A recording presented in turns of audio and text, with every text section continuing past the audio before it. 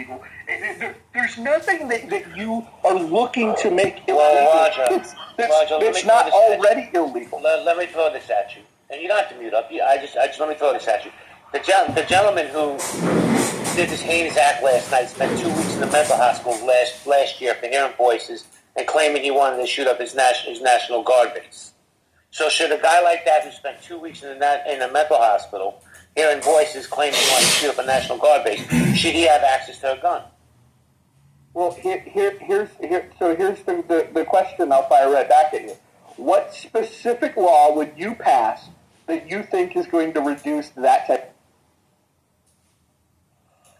And moreover, I think the ultimate question should be: should this individual be trusted to be a part of society? I'm not interested in locking up everyone who has a mental health issue, but the reality of the situation is that we can't trust someone with a rifle. We also can't trust them with a car. We also can't trust them with a propane tank. We also can't trust them with a knife or bleach or gunpowder or any of a fertilizer. So I think we have to have a greater question on how we handle these individuals and how we treat their mental health and how we Dallas, section them. Wait, Dallas, hold on a second. So I'm going to throw this out there. Well, Marvin, I'm going to come to you next, I promise. But let me throw this out there. Keep me in there too, Jay. I got you, Marshall. Because this is always a hot topic issue. People who come home from prison who commit white-collar crimes can't own a gun. But guys like this who come home from mental hospitals can. Make that make sense. So, my question will stand until somebody can answer it. What specific law would you pass that you think is going to prevent the next thing that looks just like this? I really want to understand this because I'll tell you what, I've asked this question for 2.5 years on Clubhouse, and there's not a single person that's ever gave a satisfying answer to any question regarding what the policy prescriptions would look like. Not a single one. The only honest answer that people could come up with is they could say, well, we could ban all guns. But that would require repealing the Second Amendment.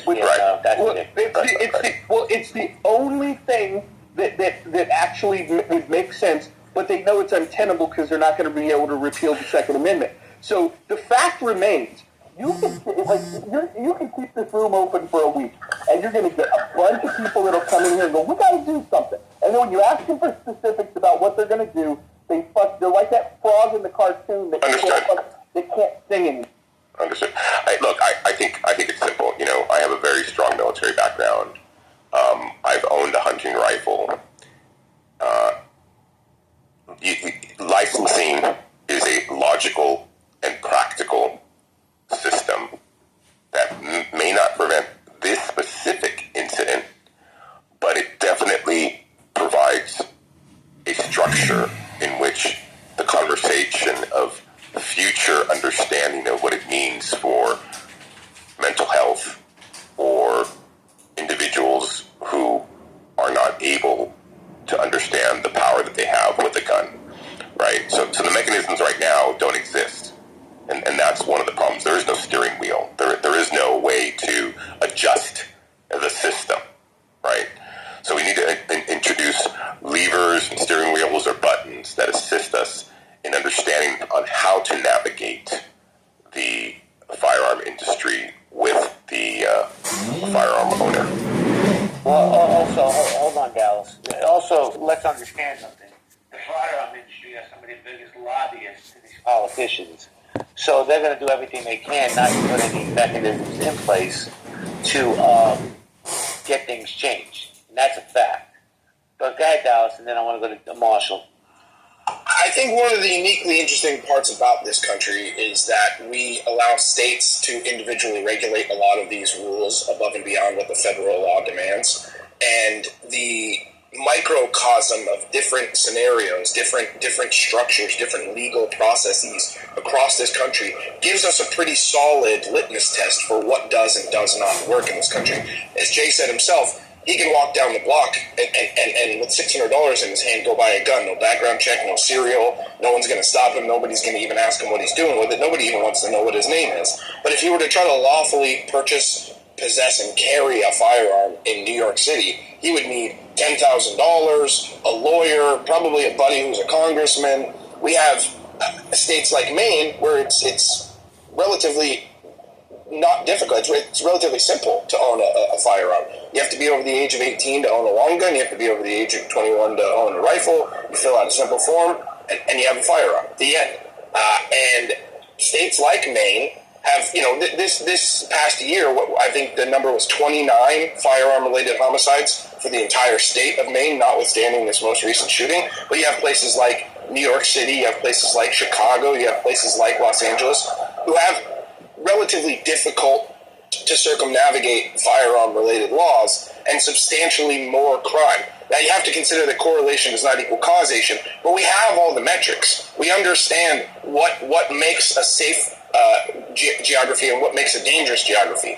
Honestly, I keep coming back to this over and over again, but every time I see people have the conversation of wanting to reduce firearm-related homicide, my overarching theme is that we have to end the war on drugs. That's where 90% of our firearm-related violence in this country comes from, not including suicide. And I don't know why that's not the more realistic conversation here. These incidences are sensationalized in the media. They are made to be a much more substantial statistic in the eyes of the American populace than they actually genuinely are. And I don't aim to minimize these points. How can you say after 22 people were murdered, this is sensationalized? I'm just curious. Well, because again, these are responsible for a fraction of firearm-related deaths in this country. It's tragic, it's awful, and I don't mean to minimize these instances, but we do have to look at the greater picture. We have to understand that the vast majority of firearm-related crime is as a result of black markets created by the government in the United States, not mass shootings. These mass shootings are statistical and not. That's bullshit. Hold on. That's straight bullshit. Hold on. It's not bullshit. 22 people died in Chicago last weekend. Hold on. That's Everyone straight relax. bullshit. Everyone relax for a second. Okay. Listen, find your mute button. Find your mute button, pal. There you go. Can I just give some numbers here? Well, hold on. No, I want to respond to what you were saying, Marvin, about licensing. So licensing is another issue that I think that people are thinking about, and they're certainly not studying how the law pertains to some of this stuff. So if you look at Haines in the United States, it talks about this, and anyone that really wants to fight this stuff legally is going to start learning about the law pretty rapidly. And first of all, licensing of firearms creates a problem with the Fifth Amendment. You might wonder, well, how does it create a problem with the Fifth Amendment? Well, you have a Second Amendment right to own a firearm, and so that's first and foremost. The 14th Amendment extends that right to the states. Okay, that's the second thing. And then, so if you decide to create a registry, not only are you violating, you would end up forcing yourself into a situation where you're passing a law that would be unconstitutional, would violate the 14th and the 2nd. But here's the other part. That Fifth Amendment violation, which is where Haines versus the United States would get everything thrown out, is that if I had a weapon that was unregistered and the police found me with it and asked me, is that weapon registered?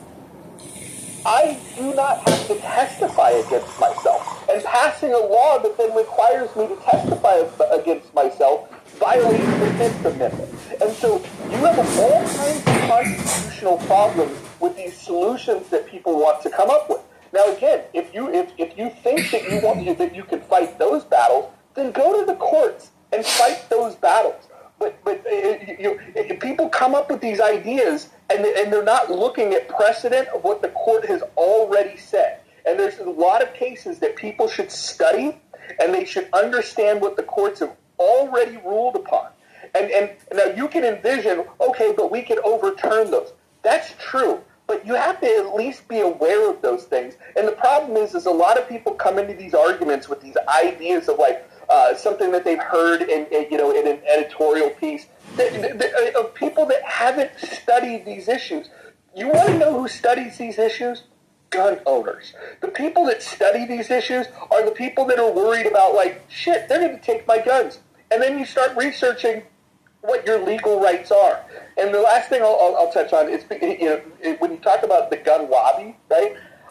Most gun owners, like serious gun owners, will tell you, don't support the NRA because The NRA has never, and I repeat, never protected a gun owner, ever, ever, ever. In fact, the NRA has worked with both political parties, and yes, the Republican Party, to ban guns. If you go and look at the prohibitions in California, when the Black Panthers came to the Capitol with fully automatic weapons, and all of a sudden the NRA and the Republican Party decided, oh, hey, it's time to ban guns. Because most gun control is rooted in trying to keep the guns out of certain people's hands.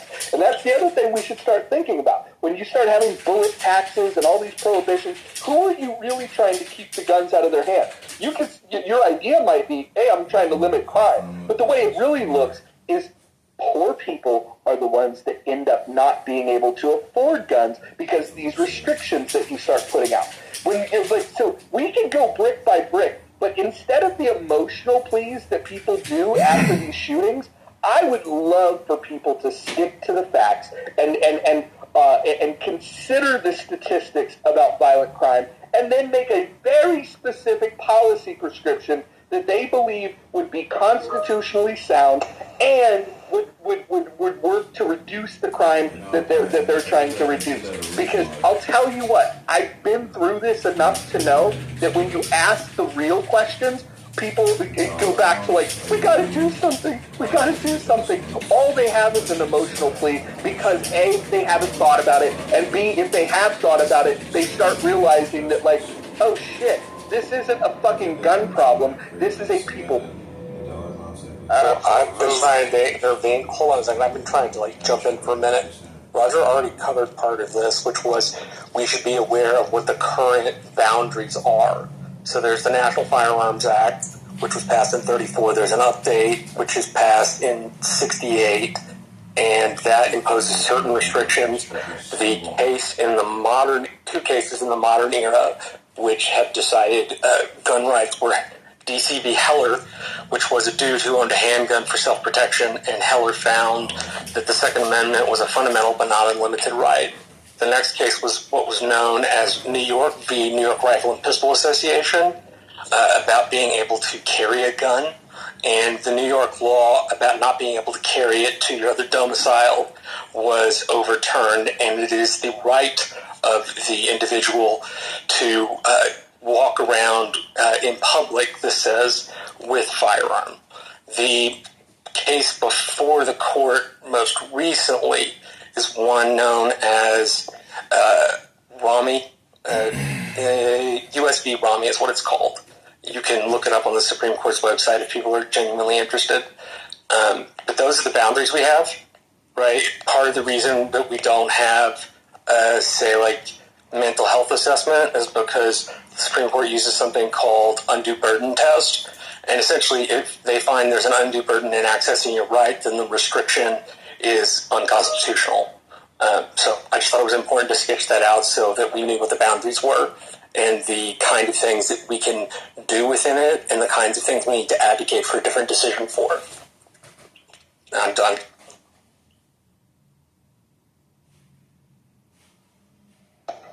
Can I say something?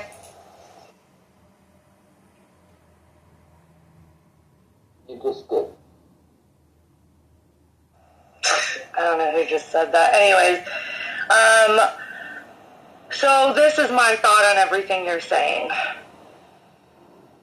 Why is it our job to look up those laws?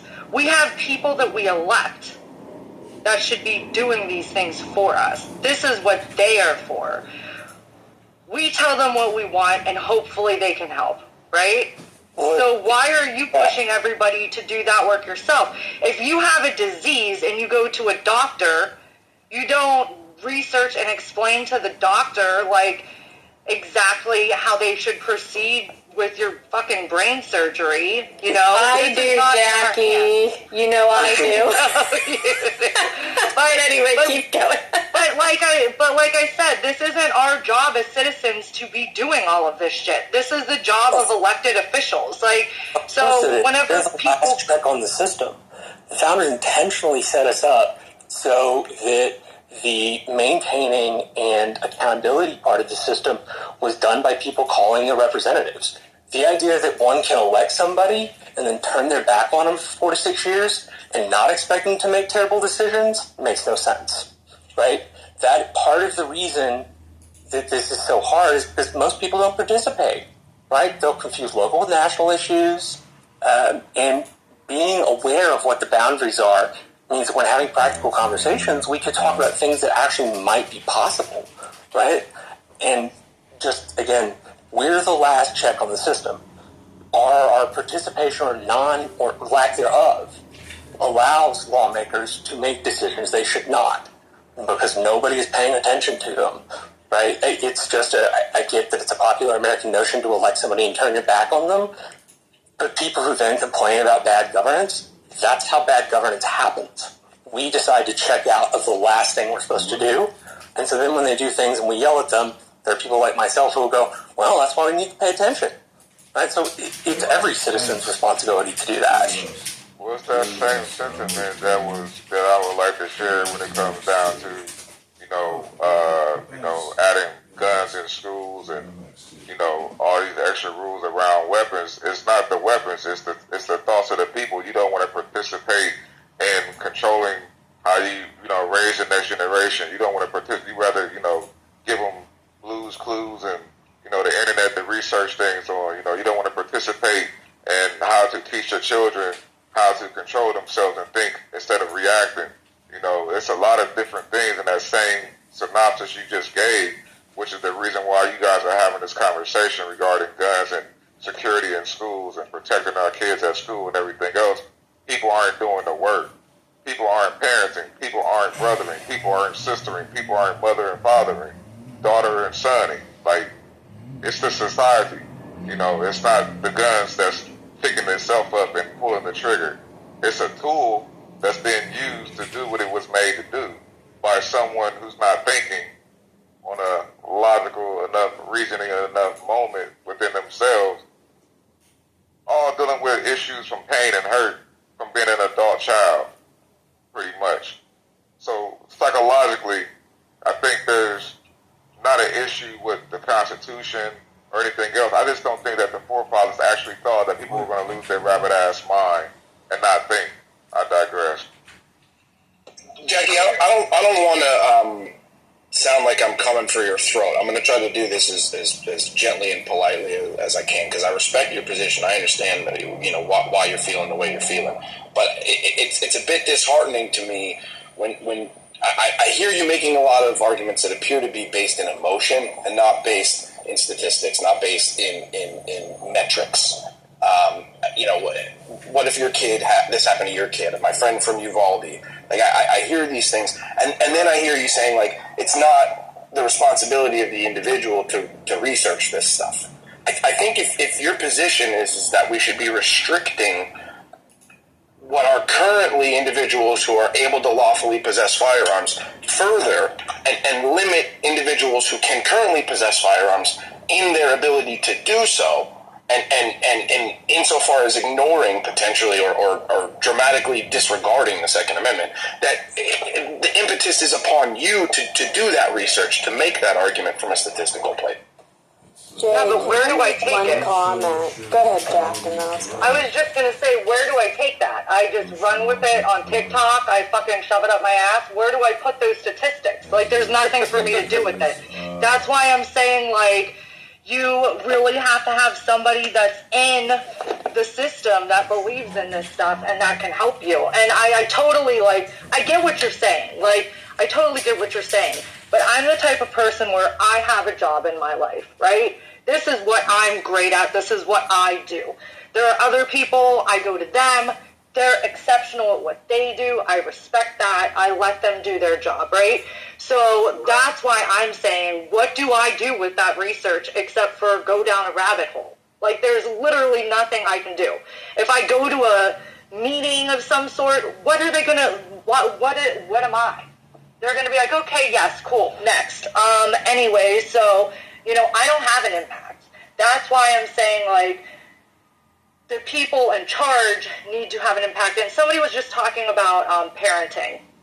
I completely agree with you. However, I think that's a generation of people. I mean, it all depends on what you're talking about, right? Right now, everybody is throwing shade at teaching your kid emotion and letting them sit with their emotion and raising, quote, soft kids and all of this shit. What do you think we're doing? We're regulating their emotions so they know how to deal with it so they don't fucking go out and do this shit. So on that note, I want you guys to open your mind up to that. If you've ever thought of a parent that instead of spanking their child or throwing them in a room when they're throwing a tantrum, will talk with them through it and let them go through what they're going through, think again. Because that is exactly what we're trying to teach now. Most people I know, I'd say, I talk to a lot of freaking moms, guys, a lot of moms. And I'd say 85% of them are all on this path. So I'm interested to see how this will evolve over the years, because I think it will change even just with the parenting styles that are happening. I just have one comment. So, just in general, so a lot of people are saying emotional response, but some of us, like me, I have no emotion, and Jackie will tell you, I really don't care about people at all. I'm very emotionless, but I'm not an idiot. So when I see there's some kind of an issue somewhere, for example, a school shooting, to some that might not be an issue. You might think, well, I want my gun, fuck it, I don't care. But to some other people, a school shooting is a problem. I personally put that as an issue. So there's two things. We do nothing, which I feel like that's what most of you are saying. Keep the guns, we do nothing. Or we need to find a solution. So I feel like, can I finish? I feel like we need to find a solution. And so what is causing the problem? We need to get to the root cause. And there's a lot of things that are the root cause, but as soon as somebody says, well, I'm keeping the gun, that's it, I don't care. Okay, now wait a minute here. You're not acknowledging then there's a problem, because you need to start having a little compromise and say, okay, let's go back and forth. What is my advantage of keeping the gun? What's the advantage? But I hear from those people that have that belief, well, there's no compromise. Well, you're essentially saying then there's no problem. Because there is a problem. So we've got to start figuring out, and this has nothing to do with emotion. It literally is their shooting. So to you, either it's a problem or it's not. No, and that's where I have a problem. Yeah, when people say it's emotional. It's not fucking emotional. People are dying. What I meant by emotion, people are saying emotion in the chat and stuff, but guess what? That's not an emotion. There's an issue. Hold on a minute. But I'll yield the mic. And Amanda, here's the issue with what you're saying, though, is that people, when they ask gun owners for a solution to school shootings, responsible gun owners will offer up an actual solution, one that gun grabbers just ignore. And I'll go ahead and offer some of it to you. It's actually quite common sense. See, gun grabbers see the world in one way. Take the gun. They're not even looking for a solution. Gun owners would prefer to have a solution, so then the gun grabbers could shut the fuck up about let's go and get the guns, which doesn't solve the problem either, because you have not only you have legal hurdles to get over, it's just impractical to take 400 million guns. So if you were to listen to people that first of all, nobody that I know has ever said we should do nothing. So what you just said is like you're making an argument with something that doesn't happen. Well, Roger, literally in the chat, people are like, oh, as soon as you're talking about kids, you're emotional. You're talking about kids in Uvalde. Well, guess what? To some of us, that's not emotion. That was a problem. I apologize. That's what I'm saying. Yeah. So why don't we listen to what actual gun owners, responsible gun owners, have to say about this, rather than saying that gun owners don't care about this issue or don't offer a solution? Okay. How about the most obvious thing? Why don't we harden the target? Why don't we get rid of this silly notion that was come up with by ill-informed, illogical people that, hey, we'll just put up signs. We'll put up signs that say it's a gun-free zone, right? And I challenge you to go look at the schools that have been shot up, and I want you to see how effective those signs were that said gun-free zone. Because those gun-free zones, you know what those gun-free zones do? They keep the people that are supposed to have guns from having guns, And then the only people that have them are the people that are willing to break the law. Roger, I don't know why anybody is interrupting. Actually, why is this guy even... You were talking about gun-free zones. Are you going to go on to something else now? I want you to not interrupt me. That would be the first fucking thing. How about that? Well, keep going on your tangent then. I will. Thank you for your permission for me to speak. I appreciate it. I didn't need it though. If you want to reduce gun violence at schools, then apply common sense. Talk to people that understand how to secure a location. We know how to do that. We know how to secure courthouses, do we not? Courthouses are far more secure than our schools.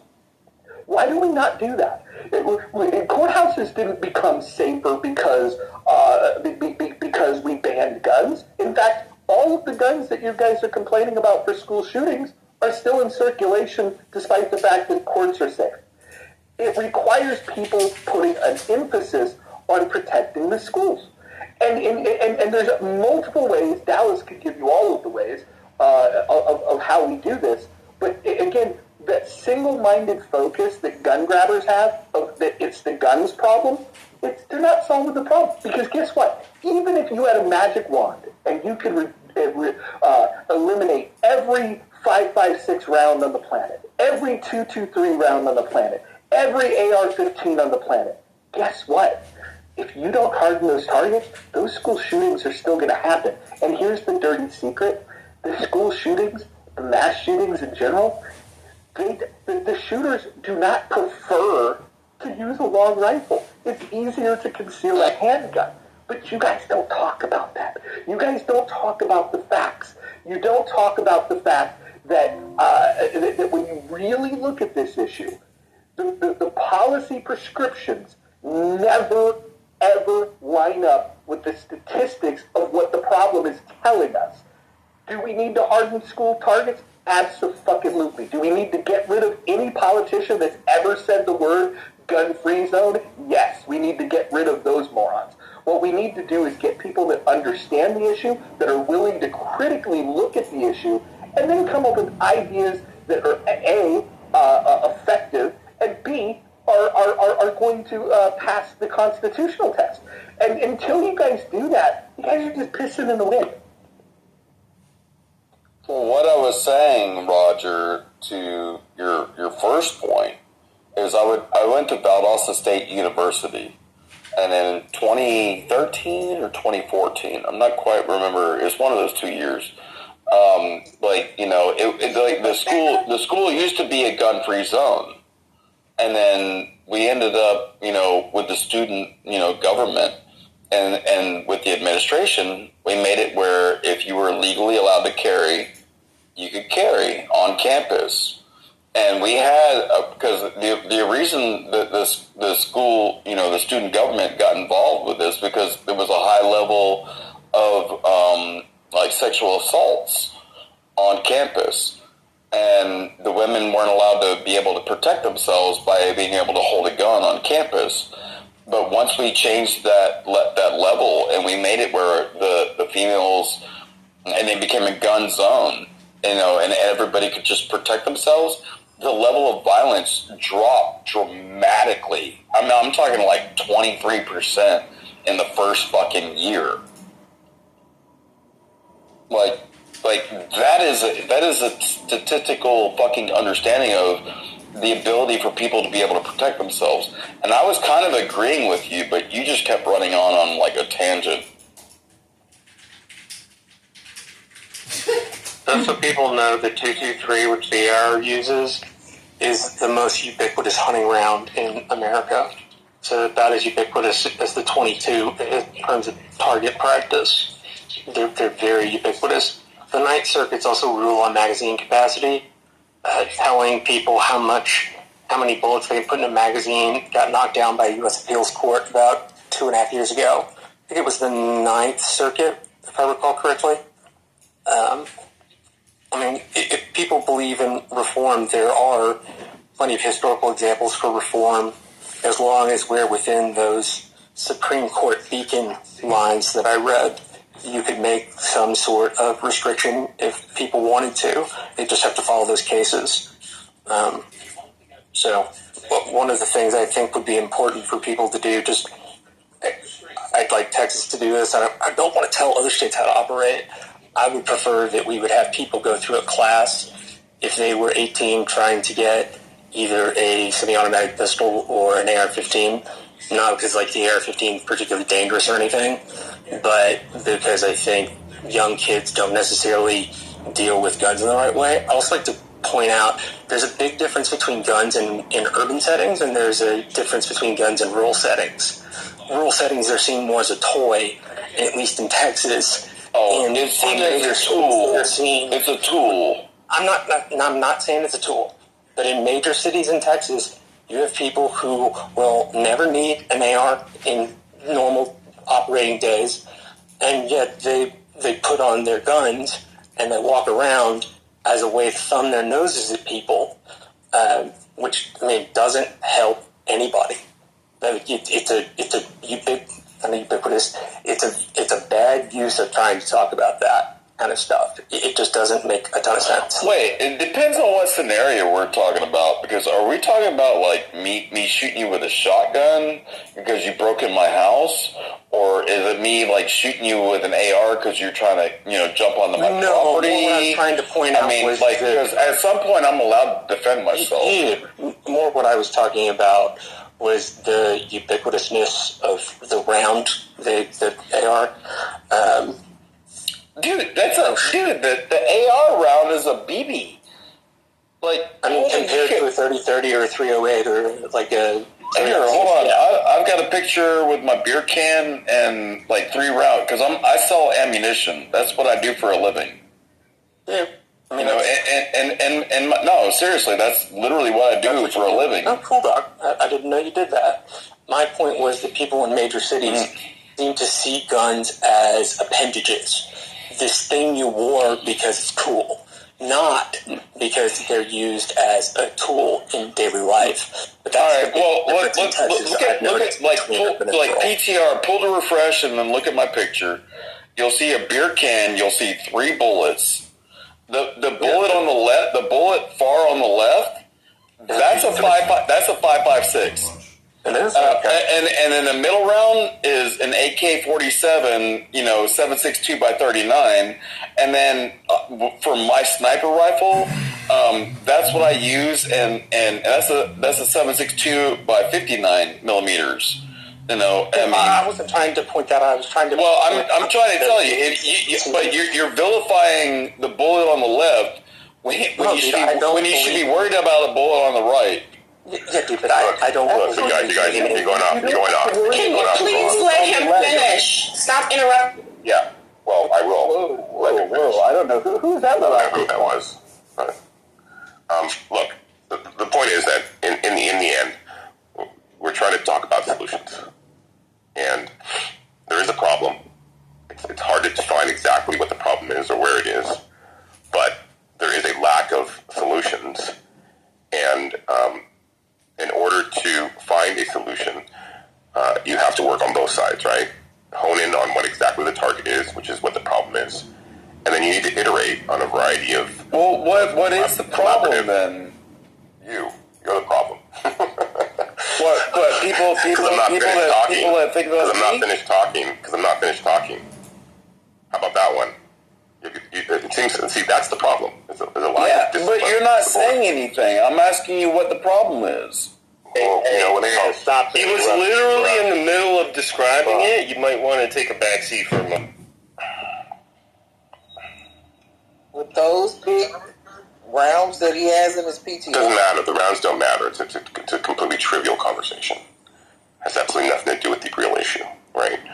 The real issue here is that there is a surge year after year in active shooter mass shootings, right? That trajectory is increasing. It's not plateauing. It's not normalizing. It's not decreasing. It is increasing.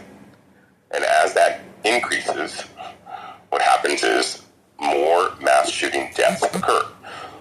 Mass shooting deaths are an undesirable end state. People do not want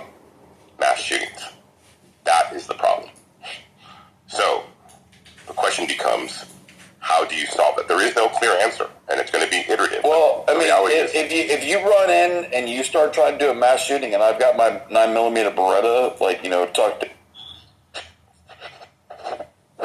We'll see where you tuck it. Fucking thank you, Marvin. Thank you. God damn. Thank you, Marvin. Do this goofy ass shit, man. And please make me a mod, please, man. It's not my choice. Stop Not my choice. appeasing these idiots. So my point is, again, you know, the maturity in having a civilized conversation around the issue is one that's already a non-starter, right? If you can't come to the table, and this is where Roger and I agree. Roger and I disagree on some things, but you know, you have to have the real conversation. And no, I am not as educated as Roger is on all the previous laws. I'm not convinced that. I understand that licensing probably at some point went to the Supreme Court. They said, "Oh, that that infringes on people's rights." I would like to revisit that. At least, I would like to, give myself some knowledge or educate myself before I start pontificating on what I think the solution is. So, problem, solution, right? We have to work on both sides.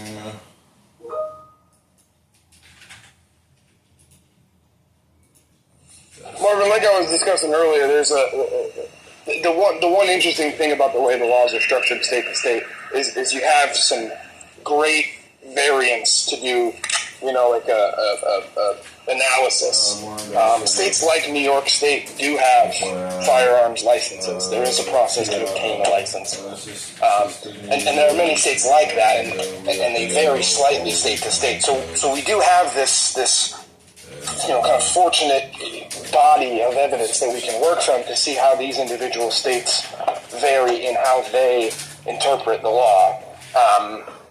And we're also fortunate insofar as there's a wide swing of states in terms of other conditions as well, economic, geographic, educational.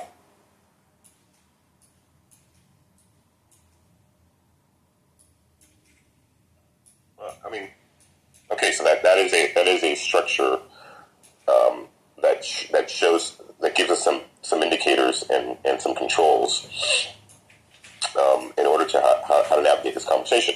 In the end, it is a Second Amendment, which is federal, and so in my mind, because it's a federal law, there's going to have to be a federal.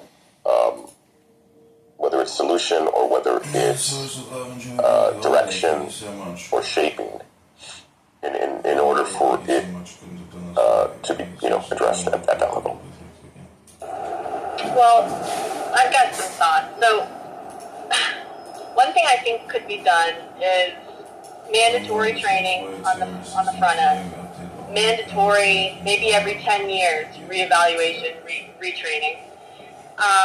Who pays for that? I don't care. You don't care who pays for it? I don't think so. I just want it. I'm just spitballing here. We'll figure out how it pays for it later. We'll fine tune the details later, Roger. It's approved. Let's see here. You threw me off. Oh, technology. I feel like there could be more done with technology. Like maybe the different. If we can agree on some sort of rule where, you have a domestic dispute, flag,